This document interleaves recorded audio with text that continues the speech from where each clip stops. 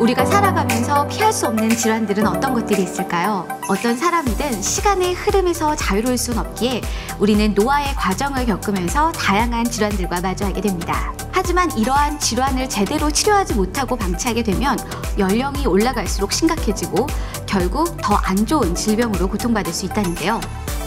지피지기면 백전백승. 우리에게 찾아올 피할 수 없는 질환은 어떤 것들이 있으며 질병을 예방하기 위한 관리법에는 어떤 것들이 있는지 지금부터 메디컬 TV와 함께 하시죠. 안녕하세요. 메디컬 TV 건강지킴이 노금미입니다. 많은 분들에게 일상생활에서 가장 흔하게 접하는 질환이 무엇인지 여쭤보면 대부분은 감기 아니면 배탈을 많이 생각하시는데요. 최근에는 스마트폰이나 PC의 사용량이 증가하면서 잘못된 자세와 습관으로 인한 허리, 어깨, 목 통증을 호소하는 환자들이 늘고 있다고 합니다.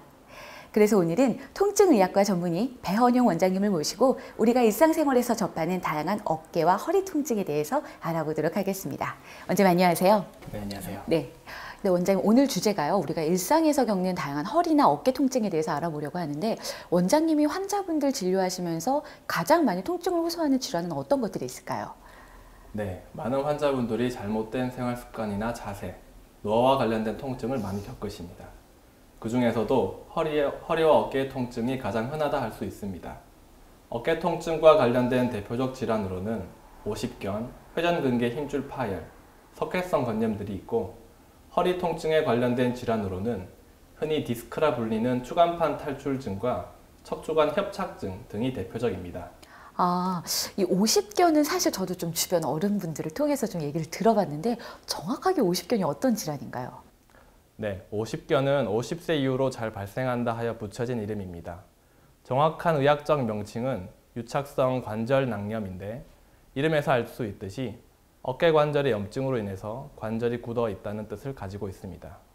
대부분 특별한 원인 없이 발생하나 어깨 힘줄 손상, 어깨 주변 수술 후에도 오십견이 잘 생기는 것으로 알려져 있습니다.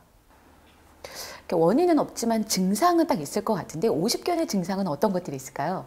네, 초기에는 위치를 정확하게 알 수 없는 어깨 통증으로 시작하다가 시간이 지남에 따라 점점 어깨가 굳어지고 통증이 심해지는 것이 특징적인 증상입니다.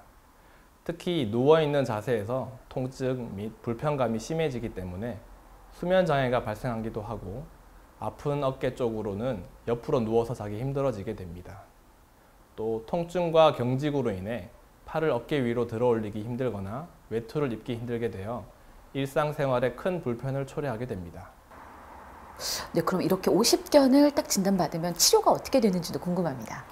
네, 가장 기본적이고 중요한 치료는 관절 운동을 통해서 어깨 관절의 운동 범위를 회복시키는 것입니다. 이를 위해서 온찜질과 전문적인 재활 운동을 시행할 수 있고 집에서 혼자 할 수 있는 여러 운동 방법을 통해서 꾸준히 관절 운동 범위를 넓혀줄 수 있습니다.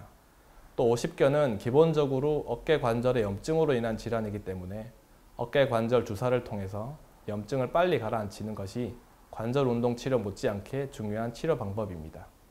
관절의 염증은 병의 초기에 치료할수록 효과가 좋으므로 병을 빨리 진단하여 주사 치료와 같은 적극적인 치료를 하는 것이 병의 경과를 단축시키는 데 도움이 됩니다.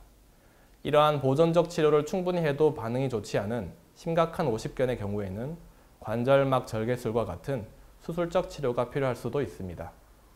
이 오십견하고 비슷한 질환으로 회전근개 파열이 있다고도 말씀 주셨는데 회전근개 파열은 어떤 질환인가요?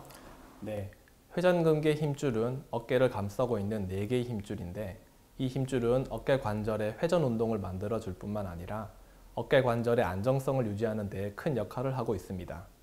회전근개 파열은 이 힘줄들이 손상되었거나 끊어진 상태를 말하는데 그 중에서도 극상근이라는 힘줄에서 파열이 가장 흔하게 일어납니다. 주로 50대 이상의 연령층에서 퇴행성 변화로 인해 외상 없이 파열이 되는 경우가 가장 많지만 최근에는 야구, 배드민턴, 테니스 등 어깨를 많이 움직이게 되는 스포츠를 즐기는 젊은 층에서도 회전근개의 손상이 빈번하게 발생하고 있습니다. 그럼 이 회전근개 파열의 증상은 어떻게 나타날까요? 네, 어깨와 팔뚝의 통증을 느끼게 되는데 주로 밤에 통증이 심하고 팔을 들어 올리거나 내릴 때 통증이 있습니다. 팔을 움직일 때 어깨에서 뭔가 걸리는 듯한 느낌이 나고 파열이 심한 경우에는 팔을 일정 각도 이상 들어 올리기 힘들게 되는 근력 저하 현상이 나타날 수 있습니다. 원장님 말씀 들어보니까 사실은 통증이 너무 비슷해서 이게 오십견인지 이게 회전근개 파열인지 일반인들은 좀 구분하기 어려울 것 같아요. 네, 맞습니다. 앞에서 말씀드린 것처럼 두 질환 모두 증상이 비슷합니다. 오십견의 경우 통증과 함께 관절의 운동 범위의 제한이 두드러지고, 회전근개 질환의 경우 팔의 힘 빠짐이 관절의 운동 범위 제한보다 더 특징적입니다. 하지만 환자들마다 증상이 다 제각각이고 두 질환이 같이 존재할 가능성도 있기 때문에 전문의의 정확한 진찰과 진료가 필요합니다. 그럼 회전근개 힘줄 파열은 어떻게 치료하는지도 좀 궁금합니다, 원장님. 네, 치료 방법은 힘줄 파열의 정도에 따라서 달라지게 됩니다. 회전근개가 부분적으로 파열되었다면 주로 비수술적인 치료를 하게 되며, 물리치료 및 도수치료, 인대 강화 주사라고 불리는 프롤로 세라피, 그리고 체외 충격파 등이 도움이 됩니다. 회전근개가 완전히 파열된 경우에는 관절경을 이용한 수술적 치료가 필요합니다. 네, 이번엔 어깨 질환에 대해서 좀 여쭤보고자 하는데요. 그 어깨 증상 중에서 석회화건염이라고 있습니다. 어떤 질환인가요? 네, 석회화건염은 힘줄 조직에 석회성 물질이 쌓이면서 통증이 생기는 상태로 우리 몸 중에서는 어깨 관절 부위 힘줄에 가장 많이 발생하게 됩니다. 석회가 생기는 원인은 정확히 밝혀지지 않았지만 힘줄의 미세한 손상이나 혈류 공급의 장애 등의 이유로 힘줄 세포가 연골세포로 변화하면서 석회가 발생한다고 알려져 있습니다. 어깨 관절의 석회화 건염의 경우 심한 통증으로 인해 어깨를 잘 움직이기 힘들어지고, 밤에 심한 통증으로 인해서 수면 장애가 발생할 수도 있습니다. 통증의 정도가 심해서 산통과 같은 정도라고 표현하기도 합니다. 말씀 들어보니까 통증이 진짜 심할 것 같은데요. 혹시 다른 증상 같은 건 어떤 것들이 있을까요? 네, 어깨 석회성 건염이 급성으로 발생하게 되면 어깨뿐만이 아니라 목이나 팔뚝 등이 뻐근함을 느낄 수 있고, 어깨를 누르거나 압력이 가해질 때 통증이 더 심해지기도 합니다.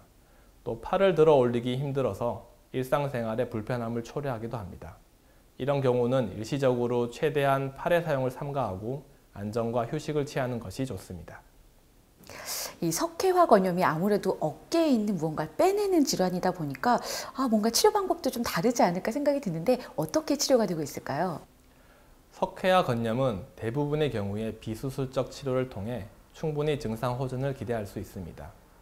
석회질의 크기가 작거나 굳이 수술이 필요하지 않은 경우라면 수술을 하지 않는 것이 원칙입니다. 약물 치료나 찜질, 주사 치료, 체외 충격파 치료, 재활 운동 등 보존적 치료로도 치료가 잘 되므로 적절한 치료를 통해 충분히 치료할 수 있는 질환입니다. 네, 이번에는 허리 질환에 대해서 알아보려고 하는데요. 원장님, 보통 우리가 허리가 아플 때 가장 많이 접하는 질환이 허리 디스크 그리고 척추관 협착증으로 알고 있는데, 먼저 허리 디스크는 어떤 질환인가요? 네, 척추뼈 사이에서 충격을 흡수해주는 젤리 같은 구조물을 추간판 또는 디스크라고 부릅니다. 무거운 물건을 들거나 심한 운동, 심한 재채기와 같이 갑작스럽게 디스크에 강한 충격이 가해질 때 디스크 내부 수액이 주변의 섬유륜을 뚫고 나오게 됩니다. 이때 디스크가 허리의 신경을 자극하게 되면 통증이 발생하게 되는데, 이것이 일반적으로 디스크라 부르는 추간판 탈출증입니다. 허리 신경은 대부분 다리로 뻗어나가기 때문에 허리 통증과 함께 다리가 저리거나 당기는 증상이 나타나게 됩니다. 그렇다면 척추관 협착증은 어떤 질환인지도 궁금합니다. 네, 척추도 다른 관절과 마찬가지로 나이가 들면서 노화 현상이 발생하게 되는데, 척추뼈를 지탱하는 인대와 관절이 점점 두꺼워지면서 척추뼈 사이에 있는 척수신경이 지나가는 통로가 좁아지게 됩니다. 이것을 척추관 협착증이라고 합니다. 좁아진 척추관에 의해 척수신경이 압박받게 되면 허리 통증과 함께 양 다리가 저리고 아픈 증상이 나타나게 됩니다. 네, 이렇게 허리 통증의 대표적인 질환, 허리 디스크, 척추관 협착증에 대해서 알아봤는데요. 원장님, 두 질환은 증상이 어떻게 나타날까요? 네, 대체로 디스크는 젊은 환자가, 그리고 척추관 협착증은 주로 노인층에서 많이 발생합니다. 척추관 협착증은 주로 엉덩이와 양측 다리 전체가 저리고, 조금만 걷다 보면 다리가 저리고 아파서 쪼그리고 앉아서 쉬어야 하는 것이 특징적입니다. 이와 달리 허리 디스크는 요통과 함께 한쪽 다리가 저리고 당기는 증상이 특징적이며 누워서 다리를 들어 올리려고 하면 통증이 심해서 들어 올릴 수가 없습니다. 네, 원장님, 그러면 이렇게 허리에 통증이 나타나면 그 다음엔 어떻게 해야 될까요? 네, 허리 통증이나 다리가 저리고 당기고 아픈 증상이 있을 때에는 초기에 병원을 찾아 정확한 진단을 받는 것이 중요합니다. 자세한 병력 청취와 심체 검진, 엑스레이 검사 등을 통해 1차적으로 척수 상태를 확인하고 필요에 따라 CT, MRI와 같은 정밀 검사를 시행할 수도 있습니다. 네, 원장님, 근데 사실 보통은 허리 디스크나 이렇게 척추관 협착증을 딱 들으면 이거 혹시 수술해야 되는 거 아니야? 많이 좀 부담을 느끼시더라고요. 이런 허리 질환을 진단받았을 때 꼭 수술을 해야 되는 건가요? 많은 분들이 척추 질환이 발생하면 수술을 해야 된다는 오해를 하고 계시지만 실제 척추 환자의 90%는 수술 없이 치료가 가능합니다. 초기에 병원을 찾게 되면 물리치료, 약물치료, 특수신경불력치료 등과 같은 비수술적 방법으로 치료가 가능합니다. 하지만 치료 시기를 놓쳐 다리가 마비되거나 대소변에 장애가 나타나는 증상이 나타나면 그때는 불가피하게 수술적 치료를 하여야 합니다. 따라서 초기에 병원을 찾아 진단을 받고 치료를 시작하는 것이 좋습니다. 좀 전에 말씀 중에 특수신경블록 치료를 말씀 주셨는데 어떤 치료법인가요? 네, 특수신경불록 치료는 수술 없이 허리 디스크와 협착증을 치료하는 방법입니다. 실시간 영상 장치를 이용하여 직접 척추 상태를 확인하며 통증의 원인이 되는 부위를 찾아 약물을 주입하는 치료 방법입니다. 척추 주변의 근육을 이완시키고 신경의 염증과 부종을 줄여주는 항염증제를 사용하여 척추의 기능을 정상으로 되돌려 놓는 최신의 치료법입니다. 이렇게 수술 없이 척추 질환을 치료받을 수 있다고 하니까 환자들한테는 사실 굉장히 희소식이 아닐까 생각이 드는데요. 혹시 특수신경블록 치료를 받을 때 통증이 있다거나 아니면 주의할 점은 어떤 것들이 있을까요? 네, 특수신경블록 치료는 실시간 영상 장치인 C암 장비로 전문의가 직접 보면서 시술하기 때문에 안전합니다. 환자 개개인의 상태에 맞게 시술 부위와 약성분을 결정하게 되므로 환자에 맞춰 치료 효과를 극대화할 수 있습니다. 시술 시에도 의료진과 대화하며 편안하게 받을 수 있으며 시술 시간도 몇 분 이내로 부담 없이 간단하게 치료할 수 있습니다. 네, 그렇다면 이 특수신경블록 치료를 통해서 효과를 볼 수 있는 다양한 척추 질환에 대해서도 좀 궁금합니다. 네, 허리 디스크, 척추관 협착증뿐만 아니라 급성 요통, 좌골신경통, 그리고 만성적으로 허리 통증이 지속되는 경우에도 효과를 볼 수 있습니다. 네, 이렇게 허리 통증을 수술 없이 치료할 수 있는 다양한 방법에 대해서 알려주셨는데요. 원장님, 우리가 일상생활에서도 허리 통증을 예방할 수 있는 방법이 있을 것 같아요. 어떤 것들이 있을까요? 네, 척추 질환은 작은 생활 습관만 변화를 주어도 예방할 수 있습니다. 다리를 꼬고 앉거나 무거운 물건을 한꺼번에 들거나 또 쪼그리고 앉는 자세는 디스크에 부담을 주게 됩니다. 수영이나 실내 자전거, 빠르게 걷는 운동을 1회 30분 이상 주 3에서 5회 정도 꾸준히 하게 되면 척추 근육이 튼튼해지고 허리 통증을 예방할 수 있습니다. 원장님, 마지막으로 허리 통증 있는 분들에게 한 말씀 부탁드릴게요.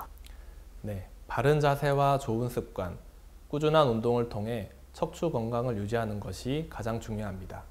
또한 허리나 다리에 통증이 느껴지게 되면 검사나 수술의 부담감으로 병원을 찾는 것을 미루지 마시고 초기에 전문의를 찾아 정확하게 진단받고 치료를 시작하는 것이 치료 기간도 줄이고 치료 효과도 좋게 합니다. 최근에는 수술 없이 치료할 수 있는 방법이 다양하게 있으니 부담 없이 병원에 내원하시기를 권해드립니다. 네, 오늘은 배헌용 원장님과 함께 허리와 어깨 통증의 다양한 증상과 비수술적 치료 방법에 대해서 알아보았습니다. 원장님, 말씀 감사합니다. 네, 감사합니다. 네, 오늘은 일상에서 겪는 다양한 통증에 대해서 알아보았는데요. 우리가 흔히 겪는 이런 통증들은 사소한 습관의 변화, 작은 변화만으로도 미리미리 건강을 예방할 수 있다고 합니다. 오늘부터 올바른 습관을 챙겨서 건강을 미리 챙겨보시는 건 어떨까요? 메디컬 TV였습니다.